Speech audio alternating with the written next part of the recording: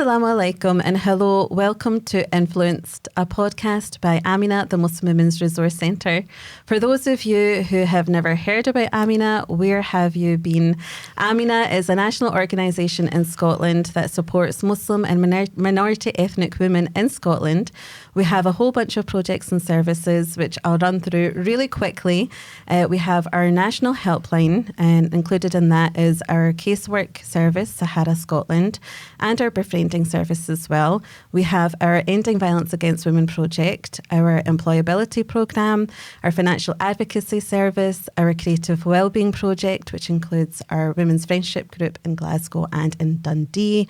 We have our third-party hate crime reporting centre at Amina. We also deliver training on hate crime and ending violence against women issues. I might have missed something out, but if I have, then please do go through our website, which I'll link in the comments section. We also have all the major social media platforms as well, and you'll find our handles in the comments section as well. And to introduce myself, my name is Safa, and I'm the project coordinator for the Ending Violence Against Women project, and I'm one of the hosts of the podcast, and I'm joined by my co-host today, who'll introduce herself and tell you a little bit about the podcast as well. Hello, assalamu alaikum. My name's Rabia and I'm the Development Officer as part of the Ending Violence Against Women and Girls programme at Amina. A little bit of background about this podcast. So in the past year we've heard a lot of chat about the word misogyny, but what does it actually mean? Do you know, what does it actually look like in our day-to-day lives, especially for Muslim women and women of colour? And we just, we've heard about it a lot through Netflix shows like Adolescence. We've heard about it through, influencers like Andrew Tate. But do we really know what it actually means? And, we're kind of wanting to get down to the nitty gritty of it. And today we're unpacking the word that we hear so much, but we often don't fully understand, misogyny, and what it actually looks like for Muslim women and minority ethnic women. And we're really pleased today to be joined by Mariam Ahmed, who is the Chief Executive of Amina. And she brings with her a whole wealth of experience on ending violence against women issues, having been, I would say, one of the leading voices in the ending violence against women sector, working within the sector for maybe close to 20 years now. She has worked directly with Muslim and minority ethnic women who have been impacted by ending violence against women issues. But she is also a campaigner, and a fierce campaigner at that, representing and ensuring that Muslim and minority ethnic women are represented across the board. She campaigns to the Scottish Government. She works incredibly hard, and we're really pleased to have her as part of the podcast today. So welcome, Mariam. Assalamu alaikum, everyone, and thank you so much for having me on and considering me as one of the guests. And yes, I think this is a topic that I'm really interested in talking about. Misogyny. What is it? What does it mean? How does it manifest within our community? It's something that, when we mention within our communities, a lot of people will say, well, what is that? What does that look like? So I'm really excited to have this discussion with you and really uncover what all the nuances are of misogyny and what it means to us as women from ethnic minority communities. I think you're absolutely right, because misogyny is something that, as Rabia has said, has been talked about quite consistently in terms of social media and Andrew Tate, but also even Netflix series like Adolescence, bringing that to the coffee table, even and as friends, people talking about misogyny, how it's impacted them. But when you ask people, what does misogyny mean? They'll all have different answers, and it won't be a consistent definition. Yeah. So if you don't mind, Mariam, can you give us a brief breakdown on what misogyny actually means? How would you define it? Of course. So for a lot of people, they would define misogyny as a prejudice or a malice or some sort of kind of contempt of women. Usually it would be something like, disrespecting, disliking, or an unfair treatment of women. And a lot of people would say it's a hatred towards women. What a lot of misogynists would say is, but, I've got women in my family and my mum and everything else. And I absolutely love women, and I think they're absolutely great. So I'm not a misogynistic person, but they probably have a lot of misogynistic ideas. So if you want to break this down further, what's a simpler way to look at misogyny? Misogyny that you need to basically see as a system to police women in upholding male dominance. And I think that's really important to understand. So it might be that you absolutely love your mom and women in your family, but you want to uphold that male dominance and that system to uphold male dominance. If you want to look at it in another way, it's basically operating within what you would call your patriarchal social order. So this is how a woman should be, this is how we want her to act. And if she doesn't go within that, it's about how you treat her, your attitude and everything towards her, if she's not a certain way. But also it's that ideal that you think about how a woman should be. And that's what can be misogynistic. So a lot of people would say, well, that's not me because it's not a hatred of women. But I don't think that's how you should look at misogyny. It really is a system of policing women, but it's also thoughts about what you think a woman should be like. Do you know, I actually saw a TikTok about defining a bit about misogyny, and this woman actually explained it really well. She gave the example of Donald Trump. Now, I mean, probably one of the most misogynistic men on the planet. But then someone did say in that, you know, he doesn't hate all women because he, you know, loves his, you know, I'm sure he loves his wife, you know, he's got a daughter. There's probably elements of, you know, I don't want to say, I suppose love's a bit of a loose term, right? But, you know, he gets on really well and likes his family, likes the women that are around him, but obviously has really misogynistic views. So I think you nailed it in the head, Mariam. That was a really good way of explaining it. He's just a prime example of that, basically. Yeah. And I think if we were to kind of talk about our community here, you know, what does it look like? And it's really important, first of all, to say misogyny is global. It's within the UK. It's in all cultures. A lot of people would think our religion is misogynistic, but I would say it's not the religion. It really is the culture. And I'm really looking forward to unpacking that with you both today, because I think it's really important to make that distinction that there is no religion, in my opinion, that is misogynistic. But men who basically want to interpret laws will interpret laws that will still uphold the male dominance. And I think that's the issue that we see a lot within our communities. What other kind of subtle ways do you think misogyny kind of shows up? If I was to talk about our own kind of BME community and a South Asian community, and especially if you're looking at within the Muslim community, and I really want to first of all separate this. When we're thinking about misogyny within our communities, I would say the misogyny is quite high, right? There really is. And I would say that a lot of men will use religion to uphold their male dominance. But actually, if you were to look at religion at the time of the Prophet, peace be upon him, you've got women that were absolute warriors, women that were politicians, women that were outspoken.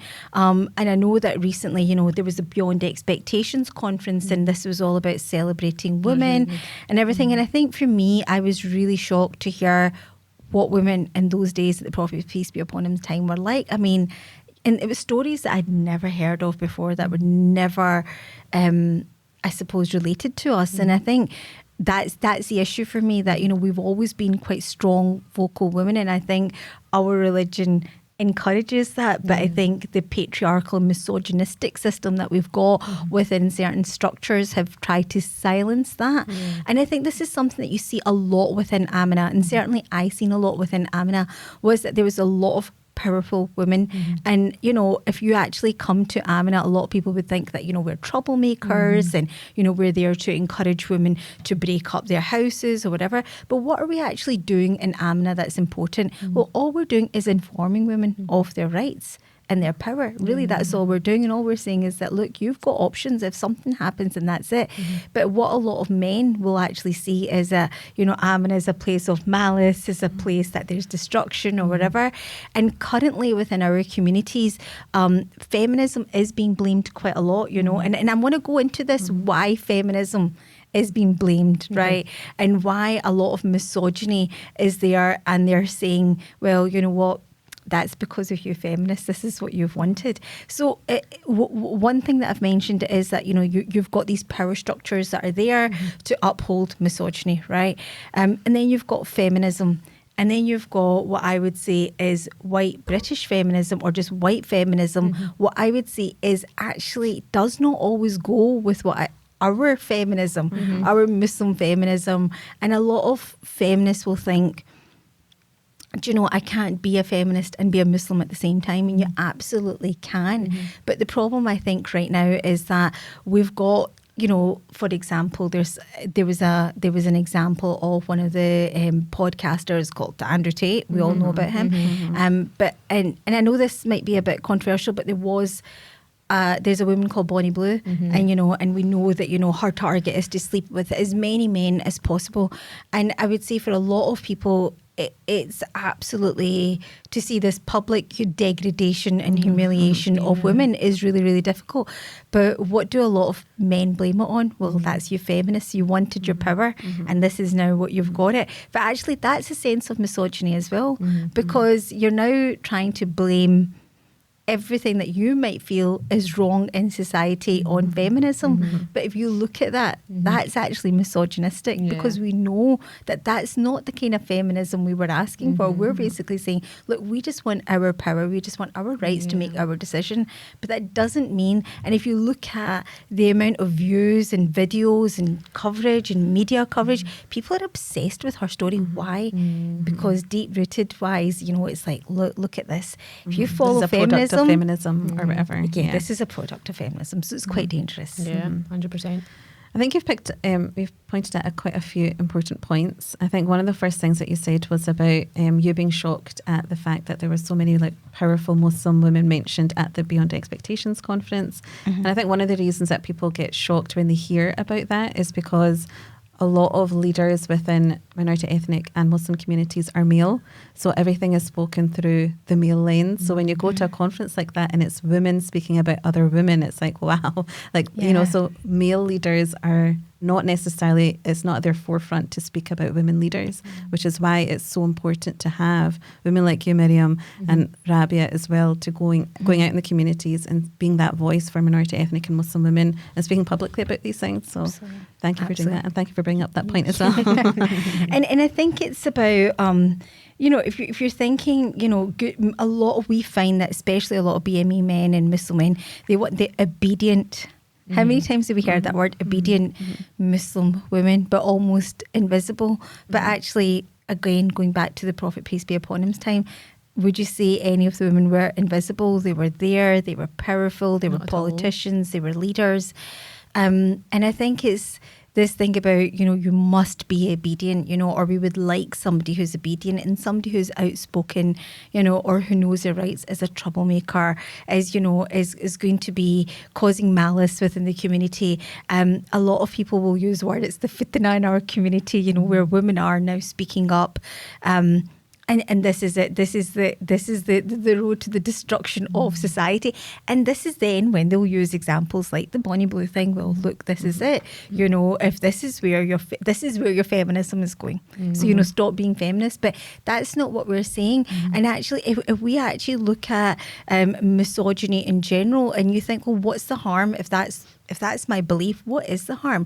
But then the whole point of misogyny is that it's the way you're treating women if they're not fitting into your ideals about the way you should be, either the way you dress, the way you speak, the education that you've chosen. I mean, if you're chosen to be a woman engineer, for example, even a few years ago within our community, they'd stipple it, engineering. Oh, right, okay, right. It might be that you've gone for something that's quite seen as a male-dominated thing. That can also be quite misogynistic. But we want women to carve their own paths and choose their own rights. But that doesn't mean you can't be into your faith or be a Muslim woman, and enjoy your faith. And I think that's something that has really taught me that in Amina, because if you look at the way a lot of our staff are, we absolutely love our deen. We love being Muslim, and we practice our religion, but at the same time, we're all very vocal.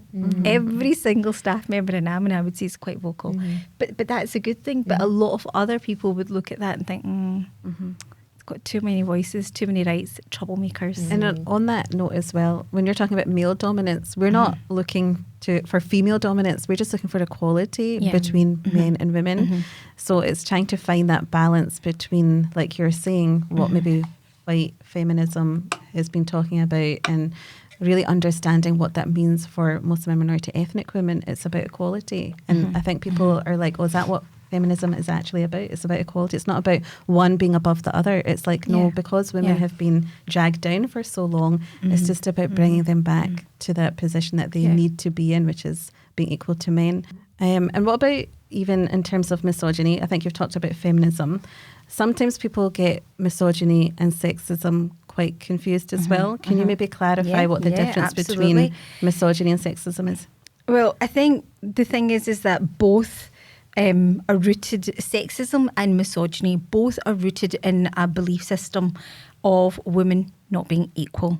But when you're thinking about sexism, I think the best way to look at it is sexism is a belief system that many women, that basically believes that men are not equal to women and that basically women are less than. So that's how the best way to look at sexism. It's a belief system.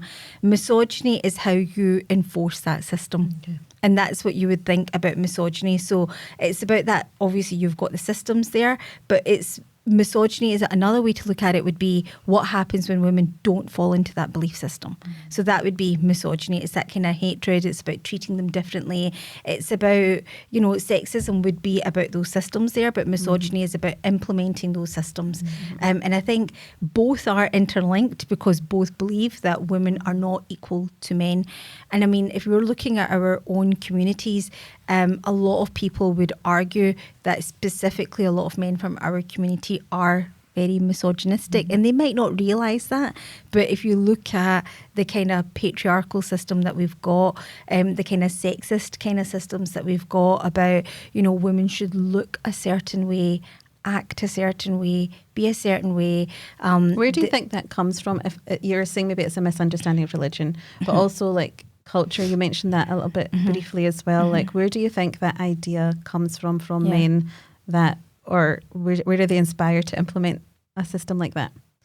Well, I mean, it's about power and control. And this is what you look at when it comes to domestic abuse or gender-based violence. It's all rooted in a system of power and control. Why would you want to give up your power when you could have a system that basically favours you and you have that dominance? You have to be a real powerful man. And I would say a man's man to actually say, no, do you know what? I'm going to give you equal rights and actually believe in equal rights. And I want to, somebody who's not in love with the power and says, no, do you know what? This isn't right. And you're just as important as I am. And I want to make sure that, you have got as equal rights as I do. But if you're a man and you love that power and you're in that power and that control system, well, you could potentially have a system that favours you, that says you're the man of the house, you have the final say, you get to do what you want, you get to say what you want, and actually what you want is a woman who is obedient, who is invisible, who listens to you. A lot of people would also argue that a lot of men just want somebody who's like their mum, like another kind of maid kind of system, where she's doing everything for you. But there's more to a mother, as we know, than just cooking and cleaning. There's so much more that a mother in Islam has to give. But what are the roles that are actually concentrated on the most is that have you cooked the dinner and have you cleaned and have you done this? Again, that's a misogynistic view of looking at it. One thing that I find is that our culture really does like to take away all the beauty of what is being a woman. Whether that's from having your period, from the first time when a girl is told, you're going to have your period, it's like, oh, well, now you can get pregnant. Rather than making her realise and celebrate her body about what a beautiful journey that she's now going to be on. A difficult journey at times, but it's still, there's a beauty in it as well. But is that how we've been grown up to view our periods? No, we've not. There's so much shame. Much shame. Yeah. If you think about Ramadan, and that's a classic example, how often, we were told, do not mention the fact that you've got your period in front of your brothers. Yeah, pretend you're fasting in some families as well. So that absolutely. And this is quite controversial. My mum would kill me for saying this, but I was the first one to my brother. If he would ask him, like, I've got my period. Yeah, what? Like, I'm not going to pretend. I've got my period. Leave me alone. I'm not fasting. But actually, what is emphasised to us is keep it a secret. Act like everything's normal. That's a very misogynistic way. Why is it? Because men can't handle that we've got periods, So it's about, again, it's about going back to why is why are men misogynistic? Because it favours them. It gives them a system that favours them. And this is what we're trying to say, that actually this is wrong. And what I would say is that in our community, we've built nothing but a system that favours men and favours their dominance. But again, it's about trying to change those attitudes, and to say that, look, we can have equal rights. You do not need to be misogynistic. You can have women being empowered, but also being Muslim women that, enjoy their religion. You both can coexist. And I think you've mentioned something that is worth maybe going into a little bit more about where it comes from. So you've mentioned about the family and the role it plays as well in nurturing that idea of male dominance. Do you think there is something even intergenerationally? Is it and it's kind of like a full circle moment. So the people maybe who initially are feeding into the ideas of misogyny are actually maybe women, because it's mums who are maybe saying, oh, my son can do this, my daughter can't do that. And it's kind of feeding into this idea then from the beginning, from when they're kids, that you are superior to your sister or any women that you're going to come across. So how do we kind of fix that, and what's the next way to kind of change that idea? And is there more examples that you can give about how culture can maybe feed into that, and maybe how sometimes even mums and dads can feed into it as well? Yeah, absolutely. I mean, we've seen it. We did the report Intergenerational Trauma. It was called Is It I? And it was all about looking at honour, and it was all looking at is it. But actually what we kind of uncovered in that report was that, when it comes to these kind of belief systems, they're actually quite traumatic, but we've passed them down from generation to generation. Become normal. They become normal. But when women try and break those cycles and say, well, actually, no, I do want to study, and I don't want to marry this certain guy here, from this caste or this religion or whatever. It could be, oh my God, look what's happened here. But we're passing down those belief systems, and often what you'd find is that we find this within abuse as well, especially within our own communities. It's actually the women that kind of uphold those patriarchal systems a lot, and it doesn't make sense sometimes because you think we're a woman as well, but actually it's that kind of conditioning that we've had, and what we find is a lot of women have that conditioning, but no, you can't be too educated because that's off-putting for men, and that's going to be off-putting for anyone who wants to marry you. I remember there was like this kind of argument that as soon as a girl has a PhD, she's kind of put herself unmarriageable. She's put herself in a different league to the other guys. It's like men should step up rather than women having to drag themselves down. I know. And that's just it, because and I'm sure that there's a lot of women listening to this podcast who have PhDs that would agree with us, that as soon as they have a PhD that they're seen as, on a different league, so now you've made yourself too educated because all the other guys that are coming to speak to you have got masters. So they've got, you've got more than them. So that's not good enough, right? And I think that's what makes it difficult. We've got so many men that have got PhDs as well. Like that thing of like, you have to maintain your femininity of being, in this box of a woman has to have a lesser degree than the man she's possibly going to marry. And, that idea of femininity just seems quite skewed. What would you say to people and to younger women, or even women of any kind of generation who want to break away from that conditioning, who have realised actually, this system isn't working for me anymore. I don't want to do this. I don't want to do this for my kids anymore. Or, how do we get away from that whilst also having all the pressures of, well, why are you doing this, or why are you teaching your kids that, or, this is not normal for us in our community, in our culture. What would you say to women who want to break away from that? It's difficult, right? And our community they're not just going to be like, oh, you know what, that's absolutely fine. You will be the outcast. And that's maybe something that you need to accept. It might be that nobody listens, and you are kind of ostracized from the community, and we find that often. You're seen as a troublemaker, and people are just like, stay away from her. She's bad news. She's got a bad reputation. And that's difficult, and we need to, first of all, as women, if you do hear of somebody like that, don't listen to the gossip, and just accept women for who they are. And I think in Amina, we've come across so many vulnerable women that have so many horrific stories and journeys and the paths that they've taken, but yet they're judged so harshly. And I think that's something that's, if there's anything that we can take away, I would say in our community, we judge women 100%. harshly. I think that's something that we spoke about with Yeah, other people as well on this podcast, is that, you know, when a Muslim or minority ethnic woman comes into the public eye, or like you're saying, even in the community, if she starts speaking out and kind of speaking about equality, or even whether it's on social media, she starts doing things, then the comment section is just filled with hate. And it's not hate from other people outside the community. It can be, but it's actually people within her own community. And interestingly, sometimes it's even other women saying that, look, you need to just simmer down. You're too feminist, you've been influenced, you know, all of that. So and that can be so hard, you know, when you're trying to break away from all of those cultural norms and just, you know, all of the misogynistic views that you're faced with on a day-to-day basis, and then there are other women within the community that are wearing you down even more and even more. Sometimes it can feel like, rather than being your biggest support. Absolutely. But this is just it, you know, in centres like Amina are so important for that.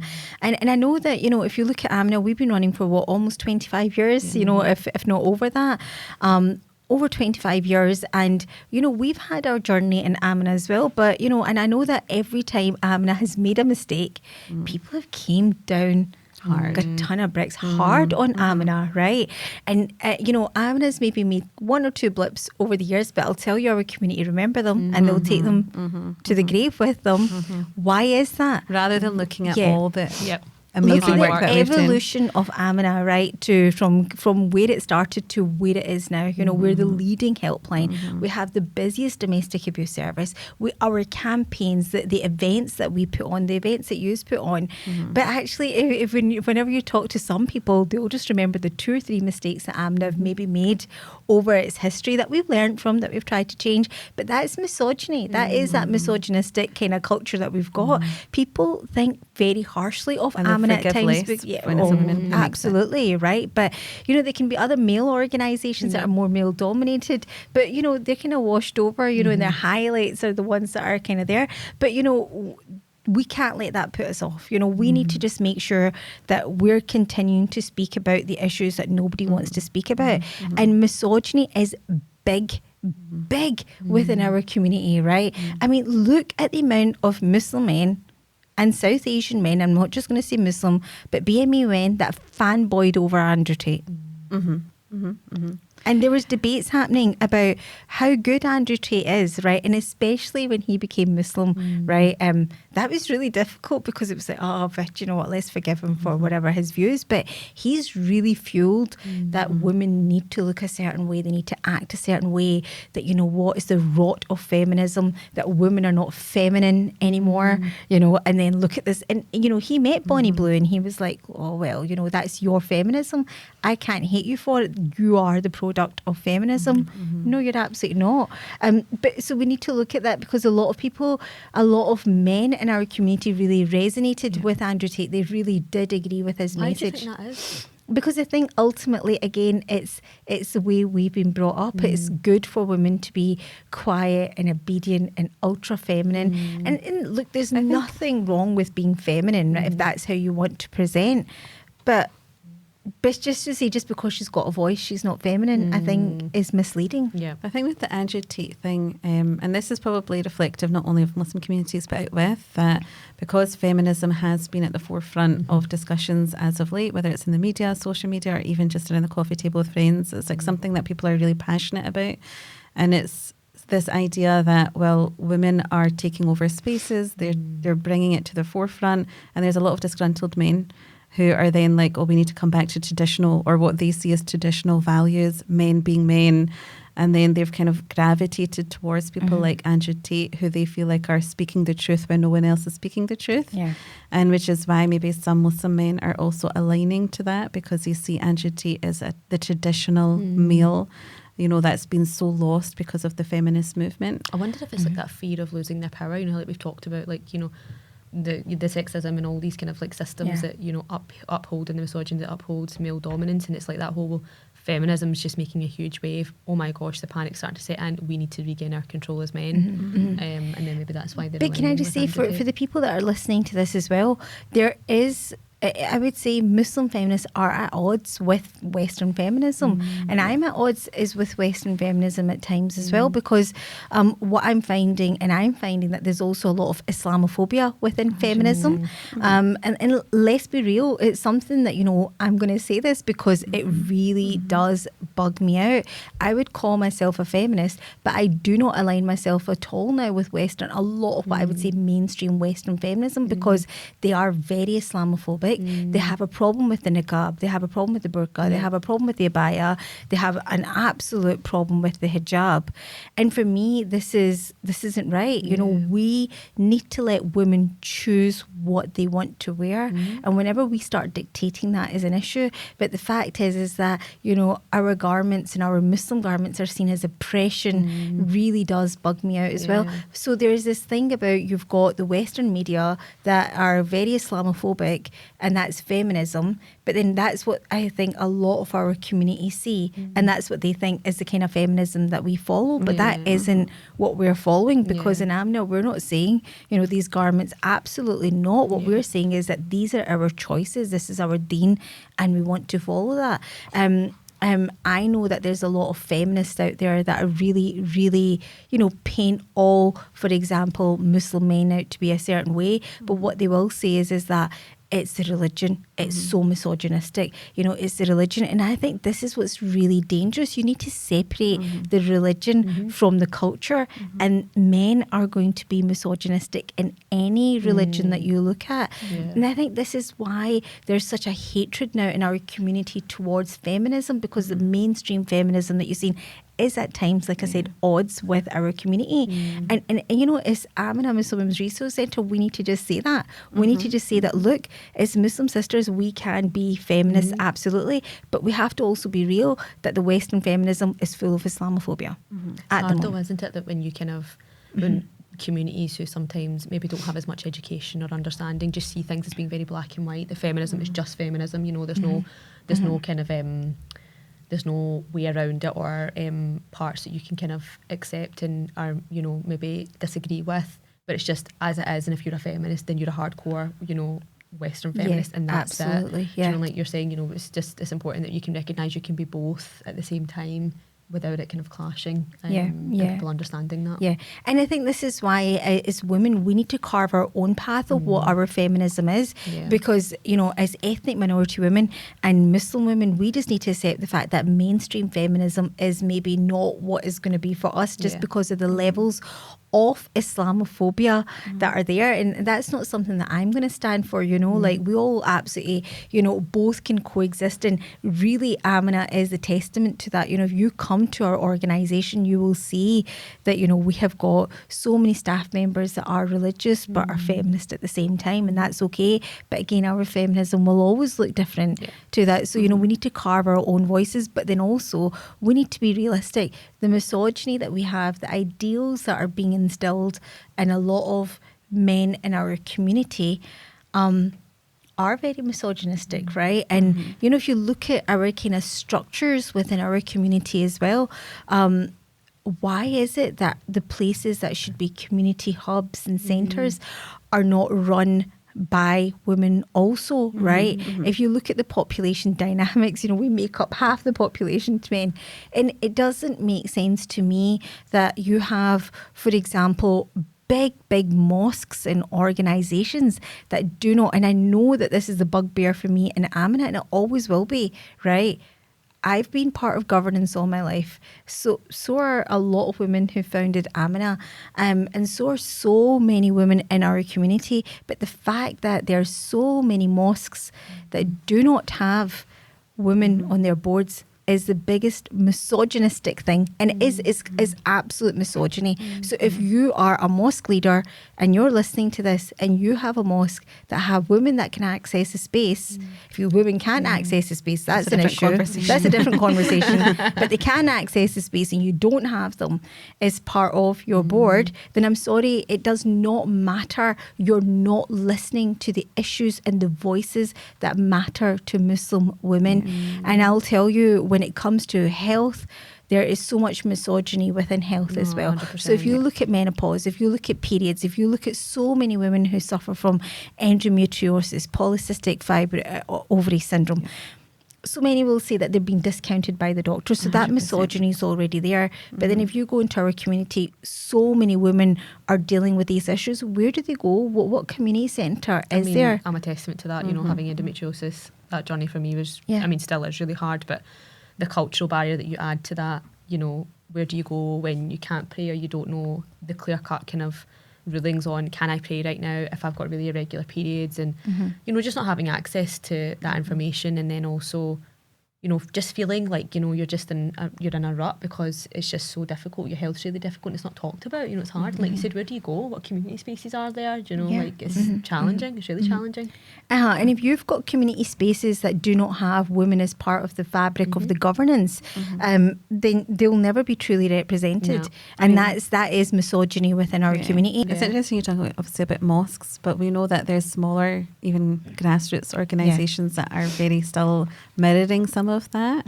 Like, I mean, I was at university quite a long time ago. I won't show my age, but even I remember at that time when I was part of the Islamic Society, women couldn't be president of the Islamic Society. Why? Because it was just like you cannot be a woman and be the lead of an Islamic society. That was just a general understanding within all of the ISOCs actually, and it was only at my time when a woman stood up and said, I want to be the leader of this ISOC. And then she started a campaign, and then kind of maybe now there has been movement, and from what I understand now, ISOCs, there are presidents who are women. Women can't be president, but that is misogyny, the fact that, you know, she's not met those ideals, and, you know, they're policing that system. And whose ideals are they? Exactly, whose ideals are there? But kind of going back to that, right, if you're looking at our community, you look at female leaders in our organisations, right, so you're saying that now there are presidents there as well, but, you know, you had, what was it, the Muslim Council of Britain, whatever, you know, had Zara as well. And I would say that any female leaders like her in kind of Muslim communities, they've been judged quite a lot. Every single bit that they do or say is judged. It's under the microscope, you know, like they've done this, they've said this or whatever. So when interestingly, what happens though is when men need them, they'll use them. 100%. Yeah. So like, you know, if they need a token Muslim woman, they'll go. It's just ironic how they'll not listen and give them a hard time, but when they need them, when a Scottish Government minister is coming to visit them, who will they call to make sure that they have a Muslim woman there? It's the same ones. And I would say that the misogyny is there in our community. I found it quite difficult when I became chief executive of Amina. I found that there was a lot of misogyny, there was a lot of judgment there was a lot of like, oh well, what's she going to do, how is she going to do things or whatever, but there was a lot of judgment there even from women, I would say, because they just found it really difficult to come across somebody who was quite, you know, certain in how I wanted things, you know, and what I felt like was needed. I was quite outspoken. And I think there was times where that got me into a lot of trouble in Amina, maybe in the past as well for some people, but, you know, we've stuck by it, and I've said, no, look, this is how it needs to be. This is the kind of reasons why. And I would say I've always worked at a really grassroots level, and it's always trying to make sure that, you know, it's not just about the policies and the definitions. I would try and say that I've actually been there with women, you know, in so many countless journeys over the year, to use that examples to say this is where we're at. The current state shows that, you know, we're most marginalised out of any other community. So Muslim women and BME women are 4 times as likely to, you know, experience higher levels of domestic abuse, honour-based abuse, forced marriage. You know, we've got the highest rates of poverty in our community, economic abuse within our community. And then, you know, you've got all these other kind of systemic barriers that are there, like racism, you know, and difficulty getting into employment or whatever as well. So in our health outcomes for Black and minority ethnic women are the lowest in Scotland in education as well. So education attainment, we are usually the highest, but when it comes to translating that into leadership jobs, we're just not there. So actually, in a whole, if you were to look at Muslim women within our communities, we're not doing well when it comes to, being represented in leadership. We're not doing well when it comes to our health outcomes. We're not doing well when it comes to, when it comes to violence against women. So actually, it's a shame in our community that we've let our own Muslim women down when we have a religion that is the best, that has these ideals, but yet it's not reflective. It's not reflective of our community.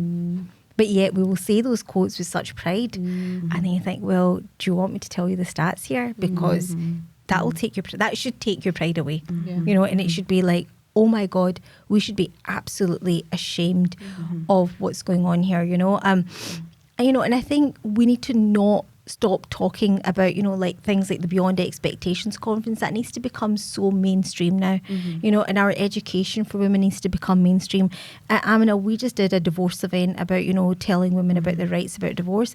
But I was actually, and it was Sheikh Ahmed Jamil that we had, but I was actually a bit shocked because he'd kind of told us all these rules that you could add into your marriage contract. I know, all of that information, how often have we told any of that? That was all, for me personally, it was all absolutely brand new. And I thought, wow, there are so many... it's almost like it's mandatory information that should be told before a woman gets married. And it took kind of us... It took us speaking to our casework team to figure out, what kind of gaps are there in terms of our prevention work and what can we do to help the community more for then that event to happen and then for that information to be spread. It's just... It should, like you said, stuff, it should be part of kind of mainstream education. And that's what's difficult, at Amina, is that we're trying to fight it at all fronts, right? We're trying to make sure that women are represented in employment, that, our community, and especially the work that you both do, is really to sit there and unpick the injustices, and campaign against those injustices that happen. And this is the reason why we started this podcast, to start speaking about the issues, because sometimes, that's what you need to do. But it's exhausting, because we're kind of pretty much on our own. And I don't think people realise how restrictive even like our resources and our funding and staffing teams are when we're trying to do this. So it has to be a whole community effort. And that's what we're saying, all the community need to try and say, well, first of all, understand what we've said today. what is misogyny? How does that manifest within our communities? What we need to do to combat that? Unfortunately, we're going to have to kind of, on that note, draw close to the podcast soon. But before we do that, Mariam, can you give us some maybe advice or what you would think needs to change to ensure that misogyny is something that is a term that doesn't need to be used anymore? Yeah, well, we've got a lot of work still to do within our community about that. I think it's about acknowledging, first of all, what does misogyny mean? And do you know what? See, for a lot of women in our community that are listening to it, they don't use that word. It's not really a term that's kind of in our community. So when we say misogyny, a lot of people are like, well, what does that mean? And the best way to do it is just to not think about the word misogyny, but just think about, well, what system is there to police us, right? That has that kind of prejudice or that malice against us, or wants us to be a certain way. Just think about it this way: if we were not to do what community normally expect us to do, how would we be treated, right? So how are we seen? How are we viewed? We're seen as the troublemakers or whatever. There's gossip. We've been told to stay away from them. We're the corruption in society. And this the is question the is reason. as well: how do you challenge it respectfully? How do you challenge it? A lot of our elders are like, we want to respect them. They might have different views to us, but how do we, even with our mums or our parents, how do we respectfully challenge some of the systems without being seen? Well, even if you are being seen as a troublemaker, but you love your parents, you love your elders, you love your community, like we all do. I mean, at Amina, we love our community. We appreciate all the things like you've said with the mosques and all of that, but we appreciate the good work that the mosques have done as well. So how do you challenge it without being disrespectful? Yeah, I think it's going to be a hard one, because if there's no reason to fall out with kind of your family, your community members, and we don't want to do that. We want to work together as a community. Exactly. We want to stay together as a community. There's a lot of fragile egos out there, and I think this is the problem, is that sometimes when you do challenge somebody, you're challenging their ego, and I think that's all you can do. I would say for me, I've always tried to be respectful and kind, and just stuck to my values about, look, this is something that I believe, it's not right and it's not right. And I think that's all you can do. And that's what everyone in staff at Amina do, regardless of whatever anyone else is saying to us. We're saying, well, we know that this isn't right, and this is what we're going to stick by. I think in our community we need to realise that is going to sit uneasy for a lot of people, but as long as we're standing together, all we can do as a community is keep coming together, stick to your values. You know, if you know something is wrong, then it's wrong and that's it, but you can still be respectful to your elders while challenging what their thoughts are. But you know what's nice, so Mariam, is that you gave some really nice examples of the day-to-day stuff that people just, you know, even if I'm thinking about talking about it to my mum and dad, that, you know, I could say that these things that have become so normalised, actually they can be harmful, and this is the impact that it can have to kind of get them thinking a bit more, so kind of doing it in a respectful way without saying, you know, Dad, you're a misogynist or you're a narcissist, and, you know, then being like, well, that's a term that's just been thrown around here. What does that even mean? What are you talking about? And then it becoming this kind of defensive chat, whereas the kind of day-to-day stuff that's become so normalised, you know, kind of saying to, if I was to say to my mum, you know, Mum, why is it that all the men get to eat before we do? Why are we seen as, because that makes us look like we're lesser, and then that kind of make her think, well, actually, you know, I never thought of it like that, and you know, and having that kind of conversation could be a really nice way of doing it. Yeah, and I think it's the little things as well. You know, obviously you've got your big kind of structures that we're trying to undo, and at Amina, you know, we try and challenge them as well. But you know, you're not always going to be. You don't need to be unkind. You don't need to be disrespectful. You don't need to be any of those things. You know, you can still be kind, respectful, work with everyone, but don't stop speaking about what the truth is. And I think the truth is going to hurt for some people. Like I said, it's going to hurt their egos. But also, if you think about back to power and control, if you have got a structure that gives you the power, gives you the control, it might be that some men just don't want to give that up. It's not in their favour to give it up. But then they need to ask themselves, are you really the men? Because the men who are, I would say, the real men are the ones who are not afraid to give up their power or to give up their control because they don't need it. They just don't need it. Thank you so much to you, Mariam, for joining us on this podcast. It was so refreshing actually to hear all of the kind of subtleties and the nuances that a misogyny has and what it looks like for us as Muslim women in our community and also as women of colour, and reflective of the misogyny that our service users experience, you know. So it was really, really great to have you on chatting about it. Thank you so much. Thank you. If this episode resonated with you, please do share it with, you know, friends, colleagues, family, anyone who you think would be interested in learning a bit about what misogyny looks like for us, and check out our socials for future episodes of this podcast. Thank you so much. I'm your host, one of your hosts, Rabia. And bye from me as well. Thank you so much. Thank you. Thank you. Bye.